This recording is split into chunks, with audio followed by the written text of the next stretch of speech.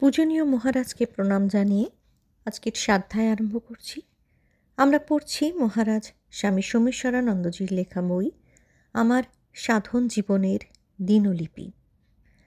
আমরা আজকে ৫৩ পাতা থেকে পড়ছি। চিন্তার উৎসে ১৩/৩/১৯৭৬ কালিম্পং। অমল মহারাজের সঙ্গে অনেকক্ষণ কথা হলো আজ। নিজের অনেক কথা, বিশেষ করে সাধন ভজনের ব্যাপারে বললেন। জিজ্ঞেস করেছিলাম, আপনি এত আনন্দে থাকেন কিভাবে? বিশেষ কোনো সাধনা করেছিলেন এর জন্য? না, তেমন কিছু নয়। আর ৫ জনের মতন প্রথম অবস্থাতেও আমারও মন শান্ত হতো না। জপ ধ্যান করাটা ছিল খুব কঠিন। তাই শুরু করলাম স্মরণ মনন। ঠাকুর শ্রীরামকৃষ্ণ বলেছিলেন, রূপের ধ্যান, লীলা ধ্যান, মহাবাক্য ধ্যান, স্মরণ মনন। একে আমি নিজের মতো করে সাধনা করতাম। আসনে বসে কল্পনা করতাম যে আমি দক্ষিণেশ্বরে গেছি। ঠাকুরের ঘরে বসে তাঁর সঙ্গে কথা বলছি। ঠাকুর আমার প্রশ্নের উত্তর দিচ্ছেন, আমাকে ভরসা দিচ্ছেন। পঞ্চবটিতে বেড়াতে বেড়াতে তিনি আমার সঙ্গে কথা বলছেন। এভাবে ১০-১২ মিনিট স্মরণ মনন করলে আমার মনটা বেশ শান্ত হয়ে যেত। তখন কল্পনা করতাম যে ঠাকুর সামনে বসে আছেন জীবন্ত, আর আমি জপ করছি। সাধনার প্রথম অবস্থায় এভাবে করতাম। কিন্তু সব সময় আনন্দে থাকার অভ্যাস কিভাবে করতেন? মহারাজ বললেন, দুঃখ মানে কি? কিছু হারানো বা কিছু চেয়েও না পাওয়া। তখন আমি মনে মনে হিসাব করতাম, আজ পর্যন্ত কি কি পেয়েছি আর কি কি পাইনি। দেখলাম যে যা পেয়েছি আজ পর্যন্ত তা অনেক বেশি যা পাইনির থেকে। ঈশ্বর আমাকে যা দিয়েছেন তার সংখ্যা বহুগুণ বেশি যা দেননি তার তুলনায়। এই ভেবে দুঃখের সময়ে আর বিশেষ কষ্ট হতো না। আরেকটা চিন্তা নিজে নিজেই আমার মনে আসতো, আর সেটা অভ্যাস করতে চেষ্টা করতাম। নিজের চারদিকে আনন্দ ও সৌন্দর্যকে দেখতে পেতাম। রাস্তা, গাছ, ট্রাম, বাড়ি যাই চোখে পড়তো দেখতাম এগুলো কত সুন্দর।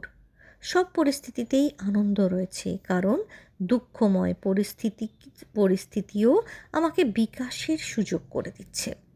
এটাই পরে জীবন জিজ্ঞাসার রূপ নিল, জীবন রহস্যের অনুসন্ধান হয়ে উঠল। আচ্ছা, শুধু জপ ধ্যান করলে এমন আনন্দময় জীবন হয় না? হ্যাঁ হয়, তবে এর জন্য অনেক সাধনা করতে হয়। আমি তাই এতগুলো পদ্ধতি অভ্যাস করেছিলাম। ফলে কাজকর্মেও এই অভ্যাসটা চলতো। সব কাজের মধ্যে, সব রকম পরিস্থিতির মধ্যে বিভিন্ন মানুষের সাথে আনন্দকে দেখতে চেষ্টা করা, আনন্দ পাওয়ার চেষ্টা চালাতাম।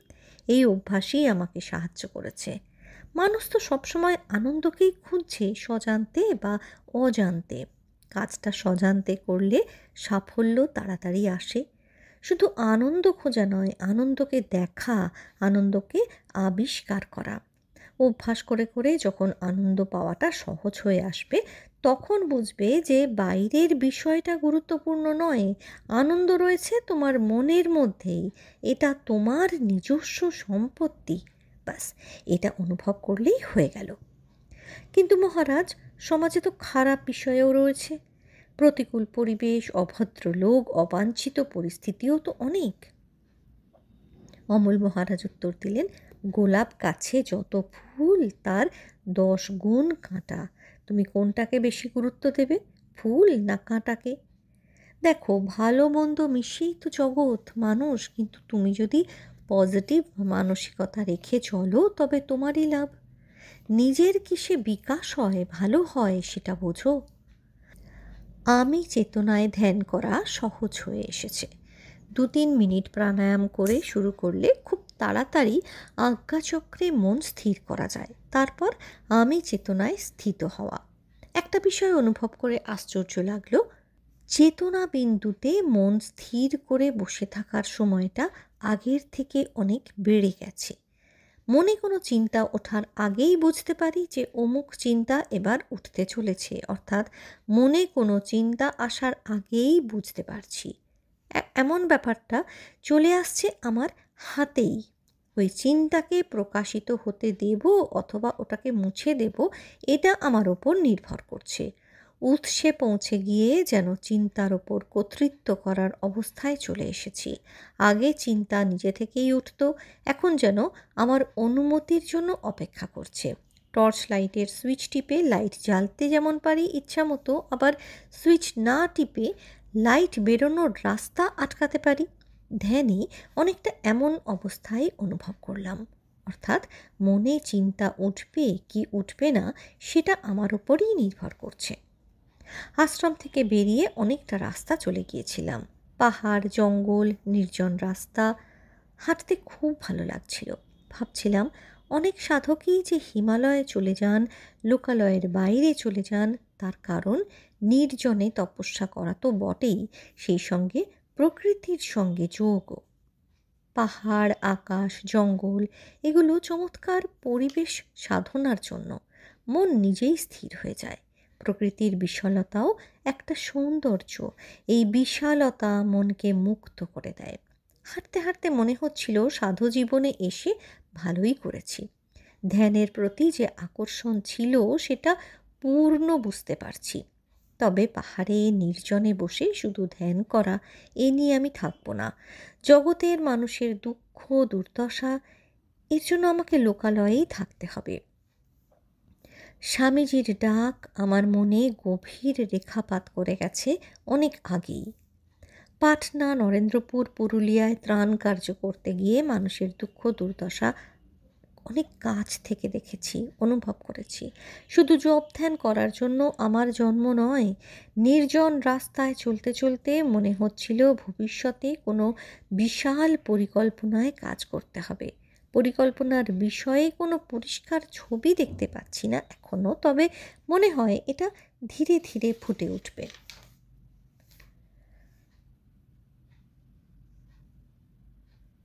সংগ্রাম শেখা প্রয়োগ, 15/3/1976, কালিম্পং। কালিম্পং বাজারে গিয়েছিলাম অমল মহারাজের সঙ্গে। আশ্রম থেকে বেরিয়ে পাহাড়ি পথে নিচে নামার সময় একটা প্রশ্ন করতেই মহারাজ আমাকে থামিয়ে দিলেন।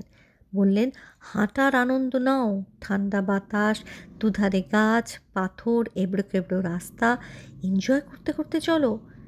সেটাই করার চেষ্টা করতে লাগলাম চুপ করে। কিছুক্ষণ পর তিনি নিজেই বলে উঠলেন, ঠিক আছে, বলো কি বলতে চাও। আমার নীতি কি জানো? যখন যে কাজ করবে পুরো মন দিয়ে করো, আনন্দের সঙ্গে কাজ করো, কাজটাকে এনজয় করো। ঘর ঝাঁট দিচ্ছ কি টাইপ করছো, এনজয়, উপভোগ করো। প্রথম দিকে সম্ভব হবে না, কিন্তু চেষ্টা করে যাও, ধীরে ধীরে হয়ে যাবে। ব্যাপার কি জানো, কোনো কাজ তুমি বাধ্য হয়ে করতে পারো, বেগার খাটার মতো করতে পারো, আবার আনন্দ নিয়েও করা সম্ভব। আমার নীতি হলো আনন্দ নিয়ে করার চেষ্টা করা। কঠিন কাজ হলে চ্যালেঞ্জ হিসাবে করো, প্রমাণ করো যে তুমি সাধারণ মানুষ নও। দেখো নতুনভাবে করতে পারো কি না, নতুন কিছু শিখতে পারো কি না। কিন্তু আসল কথা, সাধারণ কাজগুলো, মামুলি ছোট ছোট কাজগুলো মনে আনন্দ এনে করো। আনন্দ নিয়ে কাজ করার চেষ্টা করো। জীবনের প্রতিটা মুহূর্ত, প্রতিটা ক্ষণ উপভোগ করো। এভাবে একটা অভ্যাস করে নাও জীবনে। এই অভ্যাস, এই সংস্কার তোমার জীবনকেই পাল্টে দেবে। জিজ্ঞাসা করলাম, আমার মতন তরুণ সাধুকে আপনি কোন উপদেশ দেবেন? কিভাবে চলা উচিত আমার? মহারাজ বললেন, শেষ পর্যন্ত নিজের পথ নিজেকেই খুঁজে নিতে হয়। অন্যের ধাঁচে নিজেকে ঢালা কিছুটা সম্ভব প্রথম দিকে। একটা মহান আদর্শ সাহায্য করবে তোমাকে ওই সময়, কিন্তু পরে এটাও ত্যাগ করতে হয়। নিজের পায়ে দাঁড়াও। অন্যের ওপর নির্ভর করে বেশি দিন চলা উচিত নয়। নিজের শক্তিতে পথ চলো, আত্মনির্ভর হও জীবনে। জীবনটাকে একটা লাইনে আনো, একে সংহত করো, অর্গানাইজড করো। এক কথায় বলতে গেলে ভালোভাবে বাঁচতে শেখো। আর এটা সম্ভব হবে যখন মানসিক নির্ভরতাকে কম করবে। আর্ট অফ লিভিং দরকার। জীবন একটা আর্ট, একটা শিল্প, এটা বুঝতে চেষ্টা করো। অনেক নবীন সাধকই দিনে 2-3 ঘন্টা জপ ধ্যান করেন। এটাই কি যথেষ্ট, অথবা আরও কিছু করা দরকার? আমার প্রশ্ন। মহারাজের উত্তর, দিনে 2-3 ঘন্টা ঠিক আছে, কিন্তু বাকি 21-22 ঘন্টা কি করছো? অধিকাংশ সময় যদি নিরানন্দে কাটাও, গতানুগতিকভাবে কাজ করো, টেনশনে থাকো, তবে জব ধ্যান হবে কি করে? তাই বলছিলাম, আনন্দে থাকার চেষ্টা করো।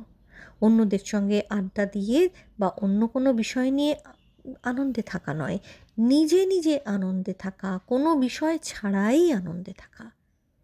কিন্তু অন্যের ব্যবহারে বা প্রতিকূল পরিস্থিতিতে যদি এটা সম্ভব না হয়, প্রশ্ন করি তাকে, অভিযোগ আর অজুহাত এই দুটিকে ছাড়ো।